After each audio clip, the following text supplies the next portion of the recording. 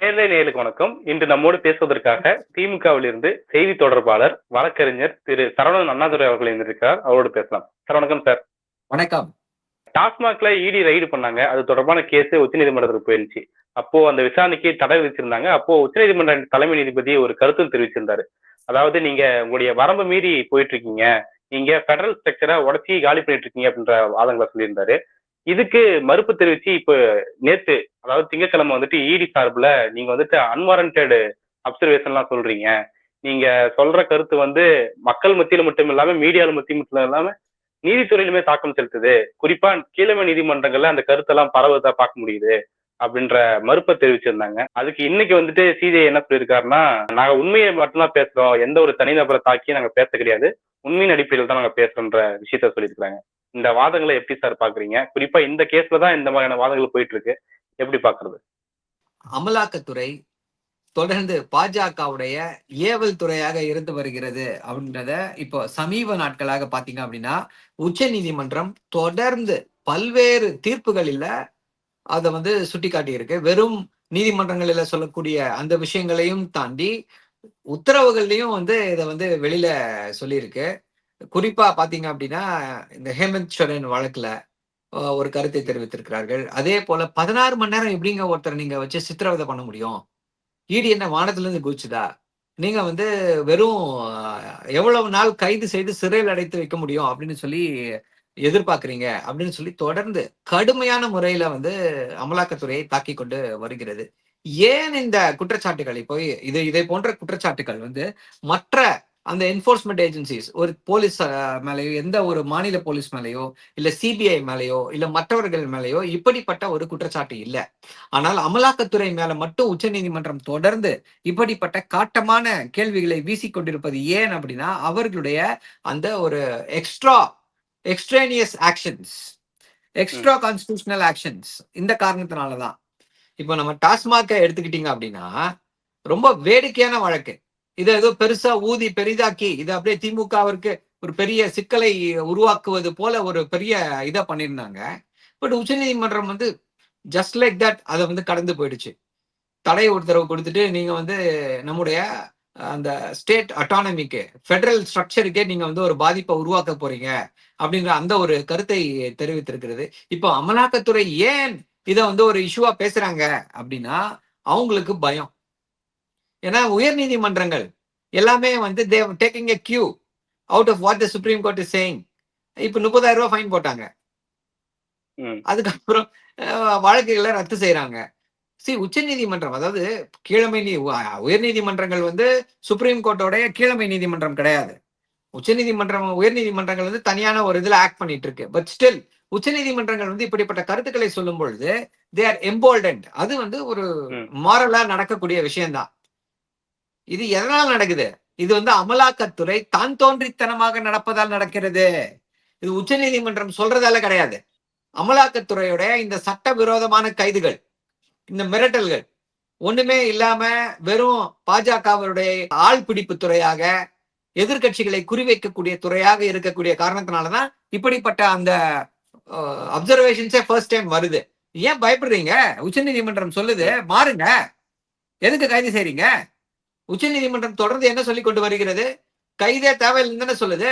White collar அஃபென்சஸ்ல documentary evidences இருக்க கேஸ்ல கைதே தேவையில்லைன்னு சொல்லுது. அப்புறம் இதுல மட்டும் எது கைது செய்றீங்க? தண்டனை வாங்கி கொடுங்க. அதற்கு திராணி இல்லை உங்களுக்கு. 97 கேஸ்ல 2 கேஸ்ல தான் தண்டனை வாங்கி கொடுத்திருக்கீங்க. சோ தண்டனை வாங்கி கொடுக்காமல் எதிர்கட்சி தலைவர்களை, உங்களுக்கு ஆட்சிக்கு பிடிக்காதவர்களை கைது செய்து சிறையில் அடைத்து சித்திரவதை செய்வதுதான் அமலாக்கத்துறை செய்து வருகிறது. சோ அதனால இப்படிப்பட்ட கருத்துக்கள் வரத்தானே செய்யும். டாஸ்மாக் சார்பில் வாதாடிய கபில் சிபல் அவர்கள் என்ன சொல்றாருன்னா, நீதிபதிகள் சொன்னாலும் சொல்லனாலும் மக்கள் மத்தியில அந்த கருத்து நிலவிட்டு தான் இருக்குது. அதுதான் உண்மையாக இருக்குது அப்படின்னு சொல்லியிருக்காரு. இது எதிர்கட்சிகள் என்ன சொல்றாங்கன்னா, இது தானா உருவானது கிடையாது. இது திமுக போன்ற கட்சிகள் உருவாக்கப்பட்ட ஒரு கருத்து தான் நிலவிட்டு இருக்குது அப்படின்னு சொல்லி சொல்றாங்க. அது எப்படி புரிஞ்சுக்கிறது? இல்ல இப்போ அமலாக்கத்துறைக்கு எதிராக எப்போ அண்ணன் செந்தில் பாலாஜி அவர்களை அநியாயமாக ஒரு மனித உரிமைகளை மீறும் வகையில கைது செய்தார்களோ, சிறையில் அடைத்து சித்திரவதை செய்தார்கள். ஹார்ட் பைபாஸ் சர்ஜரி பண்ணணும்னா பரவாயில்ல, நாடகம் ஆடுறாருன்னு சொல்லி கூச்சமே இல்லாம பேசினாங்க. அவங்களுடைய ஒரே நோக்கம் பாஜக சொல்லிடுச்சு, உடனே தலையில தூக்கி வச்சுட்டு டான்ஸ் ஆடணும். இதுதான் அமலாக்கத்துறையுடைய ஒரே கொள்கையாக இருந்தது. இப்போ அதுக்கப்புறமா தேர்தலுக்கு 2024 தேர்தலுக்கு முன்னால வரை அப்படியே ஊன்னாங்க. தேர்தலுக்கு பின்னர் தொடர்ந்து எல்லா நீதிமன்றங்கள்லயும் எல்லா இடத்துலயும் அமலாக்கத்துறை அடி வாங்கி கொண்டே வந்தது. அதை விட முக்கியமா என்ன அப்படின்னா, அமலாக்கத்துறையுடைய அதிகாரிகள் கைது செய்யப்பட்டார்கள் லஞ்சம் வாங்கியதாக. அதுவும் சாதாரண லஞ்சம்லாம் இல்ல. அந்த மாதிரி லஞ்சம்லாம் யாரும் கேள்விப்பட்டதே இல்லாத லஞ்சம். 20 லட்சம் ரூபாய், 1 கோடி ரூபாய், 2 கோடி ரூபாய், இப்படிதான் இவர்களுடைய இந்த லஞ்ச தொகை இருந்து வருகிறது. நீங்க இதை இன்னொரு ஆங்கிள் பார்க்கணும். என்ன ஆங்கிள் அப்படின்னா, இவர்களுக்கு எப்படி இவ்வளவு தைரியம் வருது? எப்படி இவ்வளவு தைரியம் வருதுன்னா, இவர்கள் ஆளுங்கட்சிக்காக அவங்களுடைய வரம்பு மீறி செயல்படுறாங்க. ஆளுங்கட்சிக்காக வரம்பு மீறி செயல்படும் போது பணம் சம்பாதிக்க நான் ஏன் வரம்பு மீறி செயல்படக்கூடாது அப்படின்ற அந்த எண்ணம் அவர்களுக்கு வருகிறது. அதனாலதான் அமலாக்கத்துறை அதிகாரிகள் மேல இத்தனை வழக்கு.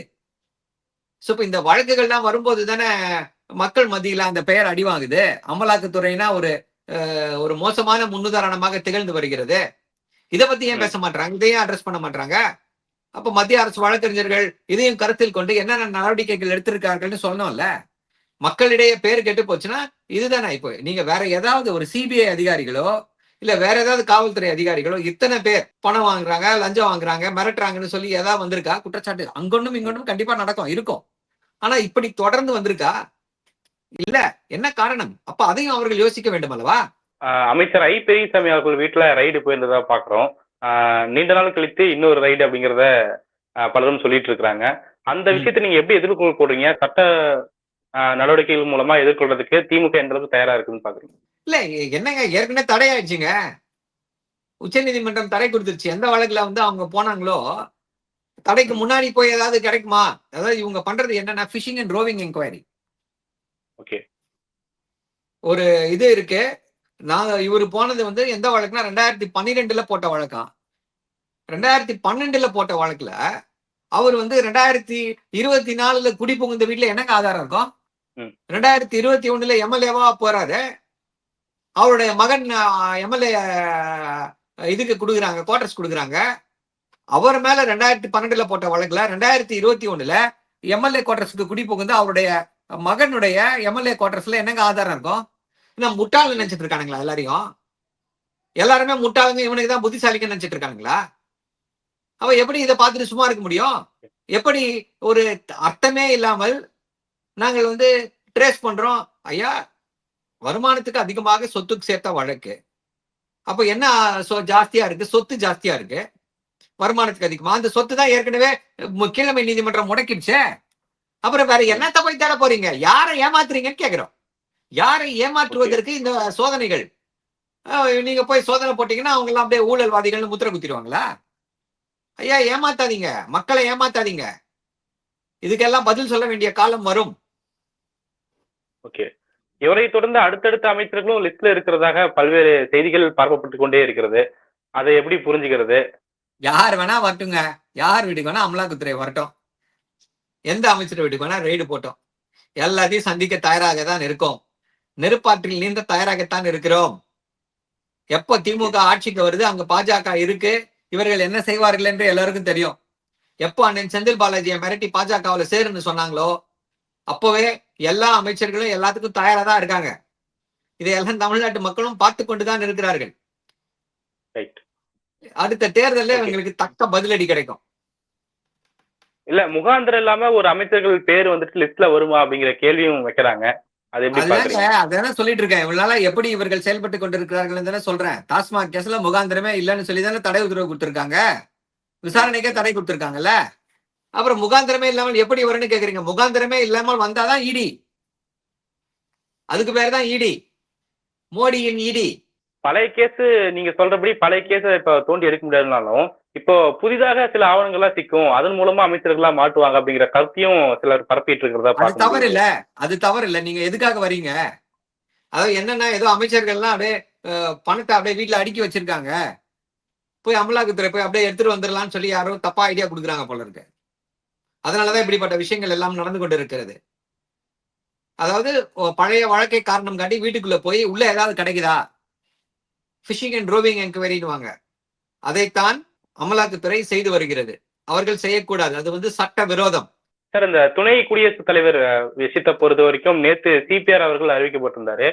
நேத்தே பாத்தீங்கன்னா திமுக சைடுல இருந்து திருச்சி சிவா அவர்கள், எம்பி கனிமொழி அவர்கள் சொல்லி பல்வேறு பேர்கள் அடிபட்டு இருந்தது. ஆனா இன்னைக்கு பார்க்கும்போது இந்திய கூட்டணி சார்பாக ஒரு முன்னாள் உயர்நீதிமன்ற நீதிபதி அறிவிக்கப்பட்டிருக்கிறார். முதல்ல திமுக சார்பில் இருந்து மயில்சாமி அண்ணாதுரை பேரும் முன்மொழியப்பட்டதா செய்திகள் வந்தது. என்ன ஒரு விஷயம் உள்ள போயிட்டு இருந்தது?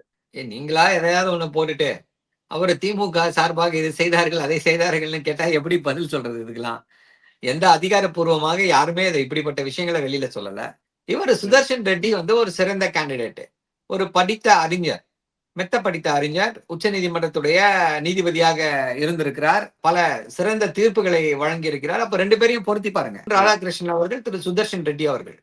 இப்ப இந்த பொறுப்புக்கு வந்து வரக்கூடியதுல யார் ரொம்ப மிக தகுதியானவர்கள்? ஒருத்தர் RSS உடைய பிரச்சாரக்கு ஊர் ஊரா போய் தமிழ்நாட்டுல வந்து இந்திக்காரங்களை அடிச்சாங்க, தமிழ்நாட்டுல இந்திக்காரங்களை அடிச்சாங்கன்னு போய் பேசிக்கொண்டு அலைபவர், அவருடைய பதவியை காப்பாற்றிக் கொள்ள வேண்டும் என்பதற்காக, அப்பதான் RSSல அவரை ஏத்துப்பாங்க அப்படின்றதுக்காக, தமிழ்நாட்டை நிந்தித்தால்தான் அவருக்கு அங்க ஒரு நல்ல பலன் கிடைக்கும் அப்படின்றதுக்காக தமிழ்நாட்டை நிந்தித்தவரை, தமிழ் மக்களை நிந்தித்தவரை, நடக்காத ஒன்றை இட்டுக்கட்டி சொல்லியவரை ஆதரிப்பார்களா? ஆதரிக்க வேண்டுமா? அதாவது ஆப்ஷன்ஸ், மக்கள் முன்னாடி இருக்கக்கூடிய ஆப்ஷன்ஸ், பிஜேபி கொடுக்கக்கூடிய ஆப்ஷன் என்ன, இந்தியா கூட்டணி கொடுக்கக்கூடிய ஆப்ஷன் என்ன அப்படின்றது தெளிவாக விளங்கிவிட்டது. இவர் ஒன்றும் எஸ்மேனா இல்ல. ஒரு துணை குடியரசுத் தலைவர் வேட்பாளர் அறிவிச்சதுக்கே ட்வீட்ல வந்து அவர் மோஸ்ட் பிலவடு, மோஸ்ட் ரெஸ்பெக்டடு அப்படின்னு சொல்லி போட்டு அதுவே கடும் விமர்சனத்துக்கு உள்ளானது. அப்படி ஒருத்தர் இருக்கும் பொழுது இப்படி ஒருத்தரை நிறுத்தி இருக்கிறது இந்தியா கூட்டணி அப்படின்னும் பொழுது the contrast is for all of us to see. நாங்கள் என்ன கொடுக்கிறோம், அவர்கள் என்ன கொடுக்கிறார்கள் அப்படின்றது தெரிய வருகிறது. அதே போல இதை வேறு எதோடு பொருத்தி பார்க்க வேண்டும் அப்படின்னா, தாங்கர் வந்து இதுக்கு முன்னாடி இருந்தாரு, துணை குடியரசுத் தலைவரா இருந்தாரு. அவர் எப்படி தொடர்ந்து அரசியலமைப்பு சட்டத்திற்கு எதிராக பேசிக் கொண்டிருந்தார். பாராளுமன்றம் தான் சுப்ரீம், பாராளுமன்றம் இயற்றிய சட்டத்தை நீங்க எப்படி இப்படி பண்ண முடியும், நீங்க எப்படி அப்படி பண்ண முடியும், என்ன நினைச்சிட்டு இருக்கீங்க, உங்களுக்கு என்ன அதிகாரம் இருக்குன்னு உச்ச நீதிமன்றத்தை பார்த்து கேட்டாரு. கான்ஸ்டிடியூஷனை மாத்தணும் அப்படின்னாரு. அதற்கு மாற்றாக இப்ப வந்திருக்கக்கூடியவர் யாரு? இந்தியா கூட்டணி சார்பாக அந்த அரசியலமைப்பு சட்டத்தின்படி அரசியலமைப்பு உயர்த்தி பிடிக்கக்கூடிய அளவு தீர்ப்புகளை வழங்கியவர், ஜனநாயகத்தின்படி நடக்கக்கூடியவர். Is not an yes man. C P Radhakrishnan யாரு? அவர் ஒரு எஸ் மேன். பிஜேபிக்கு காவடி தூக்குறதுனால அவருக்கு இந்த போஸ்ட கொடுத்திருக்காங்க. 1999 ஒரு தேர்தலில் ஜெயிச்சாரு, அவ்வளவுதானே. அப்புறம் அவரை வந்து ஏதோ பெரிய மக்கள் செல்வாக்கு இருக்கக்கூடிய ஒரு தலைவர் போலவும், அவர் வந்து இங்க போனதுனால அப்படியே தமிழ்நாட்டுல தேனாரும் பாலாரும் ஓடும் அப்படின்னு சொல்லி ஒரு கதைகளை கிளப்பி விட்டு கொண்டிருக்கிறார்களே. அவருக்கு நீங்கள் ஓட்டு பெற்க வேண்டும், அவருக்கு தமிழரான அவருக்கு நீங்கள் ஓட்டு போட வேண்டும்ன்றாங்க. தமிழ்நாட்டுக்கு என்னங்க செஞ்சிருக்காரு அவரு? இல்ல தமிழ்நாட்டுக்கு அமைச்சராக சென்றிருக்கக்கூடியவர்களே என்ன செய்திருக்கிறார்கள்? இந்த கேள்விகளுக்கெல்லாம் பதிலே இல்ல. ரெண்டு வேட்பாளர்களுமே தென் இந்தியாவை சேர்ந்தவர்கள். அந்த போட்டியை வந்துட்டு கட்டமைக்கிறதுக்காக தான் இப்போ சுதர்சன் ரெட்டி தெரிஞ்சவன் அறிவிக்கப்பட்டிருக்கிறாரா அப்படிங்கிற கேள்வி எழுது. அது எப்படி பாக்குறீங்க? தென்னிந்தியா இல்லைங்க, ரெண்டு பேர்ல தென்னிந்தியா அப்படியெல்லாம் கிடையாது. யார் அவருடைய பின்புலம் என்ன, அவருடைய ஆளுமை திறன் என்ன, இதுதான் நம்ம பார்க்கணும். இப்போ வைஸ் பிரசிடென்சியல் போஸ்ட் வந்து என்னதான் நம்ம அதை வந்து ஒரு செரிமோனியல் போஸ்ட் அப்படின்னு சொல்லி சொன்னாலும் மாநிலங்களவையை நடத்தக்கூடிய பொறுப்பு மிக்கவர். சோ இதுக்கு முன்னாடி தாங்கர் அவர்கள் வந்து அந்த பதவியை உபயோகித்து எப்படி அந்த மாநிலங்களவையில எல்லாத்தையும் அடக்கி ஒடுக்கினார், சட்ட மரபுகளை எப்படி மீறினார் அப்படின்றது எல்லாருக்குமே நன்றாக தெரிந்த விஷயம். இப்போ அப்படி நடக்காது என்று நினைக்கக்கூடிய ஒருத்தரை நாங்கள் வந்து குடியரசு துணைத் தலைவர் வேட்பாளராக அறிவித்திருக்கிறோம். நீங்கள் அறிவித்திருக்கக்கூடியவர் யார்? சோ இதுதான் மக்கள் மத்தியில கேள்வியா வரும். அதை விட்டு இவர் சவுத் இந்தியன், இவர் தெலுங்கு, இவர் தமிழ் அப்படிலாம் வராது. இல்ல இதுல இன்னொரு கணக்கும் சொல்லப்படுது சார். இப்போ தெலுங்கானாவை சேர்ந்தவரை ஒருத்தர் நிறுத்ததுனால அங்க வந்து தெலுங்கு தேசம் கட்சியும் பிஆர்எஸ் கட்சியும் என்ன முடிவெடுக்க போகுது, அந்த நெருக்கடியை வந்துட்டு தொடர்றதுக்காக தான் இந்த மாதிரியான வேட்பாளர் நிறுத்துறாங்கன்னு சொல்லி ஒரு கருத்து பரவுது. எப்படி பாக்குறீங்க? அந்த ஊர்ல என்ன அரசியல் என்று நமக்கு தெரியல.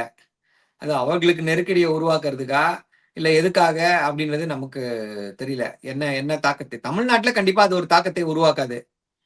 தமிழர் என்பதால் அவருக்கு ஓட்டு போடுங்கள் அப்படின்ற அந்த தாக்கத்தை இங்கே உருவாக்காது. ஏற்கனவே தமிழரை வந்து ஒரு இஸ்லாமியரை வந்து குடியரசுத் தலைவராக நிறுத்தி அவரை வெற்றி பெற செய்து அழகு பார்த்தது திமுக தலைவர் கலைஞர் அவர்கள். சோ இதெல்லாம் ஏற்கனவே பார்த்திருக்கோம். தமிழ்நாட்டில் செல்லுபடியாகாது அது.